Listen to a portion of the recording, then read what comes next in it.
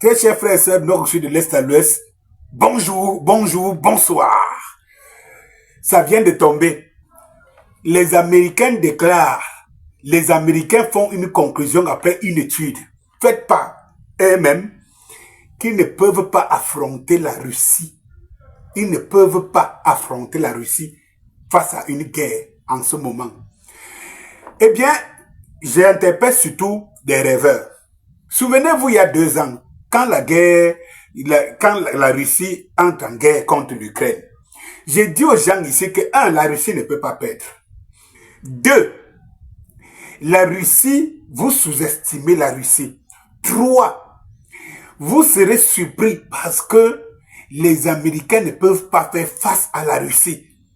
Et là maintenant, pourquoi? Parce que n'écoutez pas tous ces discours qu'on vous dit les alliés, les forces de l'OTAN et machin truc. C'est embryonnaire comme ça. Maintenant, ce n'est pas moi qui dis. Mais vous apprenez, abonnez-vous sur mes pages pour ceux qui me découvrent. Vous apprendrez à comprendre que Danny Scorpio, lorsqu'il dit quelque chose, prenez au sérieux. Pour tous ceux qui me suivent depuis des années, ils savent que je ne tape jamais poteau. Prenez au sérieux. Maintenant, écoutez ça vous-même. Écoutez ça. Pour ce rapport choc qui est sorti sur l'armée américaine qui serait incapable de faire face aux menaces et peut-être au premier rang la menace russe. Oui, alors je l'ai lu avec beaucoup d'intérêt parce qu'il y a quelques mois, vous m'aviez invité... LCI m'avait invité sur ce plateau pour parler d'un petit livre que j'ai écrit au début de l'année qui s'appelait « Sommes-nous prêts pour la guerre ?» Je parlais de la France. Et ben là, c'est ce que les Américains ont fait. Alors avec des moyens beaucoup plus considérables que ma modeste contribution au débat. Ils ont fait une commission qui s'appelle la Commission de la stratégie de défense nationale et ils se sont posé la question, sommes-nous prêts pour la guerre? Nous, les États-Unis. Et donc pour la guerre contre qui? Et la réponse, c'est plutôt, non.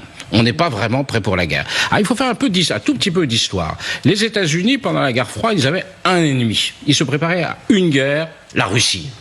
Accessoirement, ils pouvaient faire deux, trois petites guerres à côté, petites guerres, soyons raisonnables, genre le Vietnam ou autre, mais ils se préparaient à faire une guerre. Puis, à la fin de la guerre froide, avec la disparition de l'Union soviétique, ils ont mis en place une nouvelle stratégie. Le Pentagone, l'armée américaine, a dit nous devons être capables de faire et de gagner 2 guerres en même temps dans 2 endroits du monde. Par exemple, une guerre au Moyen-Orient contre l'Irak ou contre l'Iran, une guerre en Asie contre la Corée du Nord ou.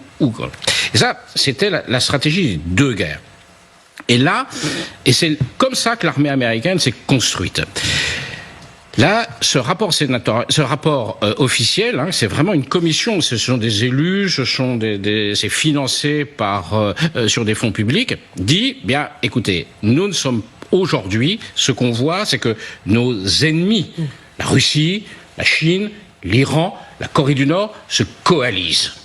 Et que nous nous trouvons devant une situation qui n'est plus du tout celle ni de la guerre froide, ni de la période de la guerre contre le terrorisme, et que face à cela, nous ne sommes pas prêts. Alors, c'est un constat dur, assez réaliste. Ils en tirent 2 conclusions, une assez attendue, dire il faut dépenser plus pour se défendre. Et en général, ce genre de rapport, c'est toujours fait pour dire il faut dépenser plus, donnons plus d'argent. Je rappelle qu'ils consacrent plus de 800 milliards de dollars par an à leur défense déjà. Mais surtout, ils disent il faut dépenser mieux l'argent que nous investissons dans notre défense.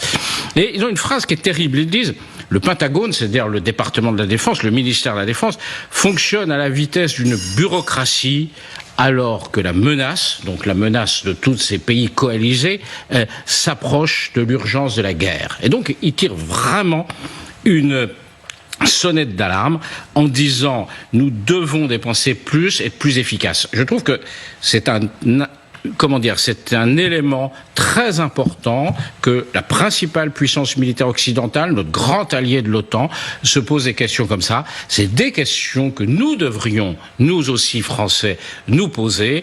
Est-ce que nous sommes prêts à affronter la nouvelle situation géopolitique que l'on observe avec cette coalition de plus en plus importante d'ennemis potentiels, d'adversaires, de concurrents, appelons-les comme on veut.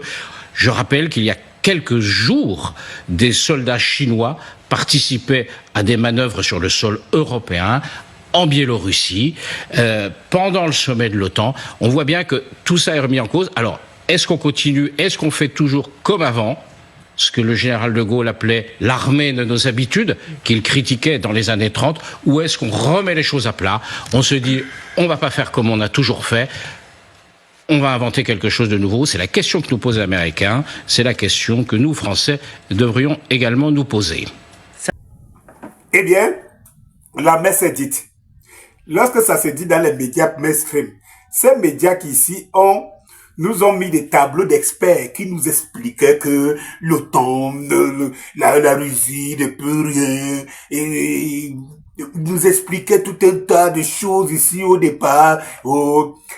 Les Américains ont dit non à la Russie, vous avez une ligne, vous ne pouvez pas déborder, et tout. La messe est dite. Et lorsque vous voyez Macron et la France faire le petit bruit, coalition et tout ça là, coalition et tout ça pour aller s'attaquer à la Russie, vous comprenez la menace. Souvenez-vous, j'ai montré une vidéo ici il y a quelques semaines, je crois il y a 2 semaines tout simplement, où la Chine et la Russie faisaient des exercices militaires, et l'aviation de ces 2 pays, de la Russie et de la Chine, s'est retrouvée à l'Alaska, au bord de l'Alaska. Les Américains étaient obligés de sortir pour venir dire que, pardon, n'entrez pas dans notre territoire, tournez tout autour. Les bombardiers russes et chinois ont fait demi-tour. Les Américains sentaient la menace. C'est pour cela que quand Trump dit, si j'arrive, j'arrête cette guerre, parce que Trump, il est objectif. Il comprend, il sait. Non, la propagande. Là, ce n'est plus la propagande. Et là, c'est une commission américaine. Ce n'est pas la propagande. Ce n'est plus la propagande. Non, on est plus fort, on est plus puissant. Nos grands bolas, les Terminators et tout ça, là, c'est terminé. C'est terminé. Comment les gens pouvaient imaginer que la Russie pouvait être seule? Alors que les Américains et l'OTAN ont tous les ennemis du monde. Tous les ennemis. Et ils ont comme ennemi la Corée du Nord. Ils ont comme ennemi la Chine. Ils ont comme ennemi l'Iran. Ils ont comme ennemi la Russie. Et tous ces 4 pays, aujourd'hui, font partie des BRICS. Ou tout au moins, même si la Corée du Nord n'y est pas, c'est indéniable. Et si vous comprenez quelque chose, bonsoir.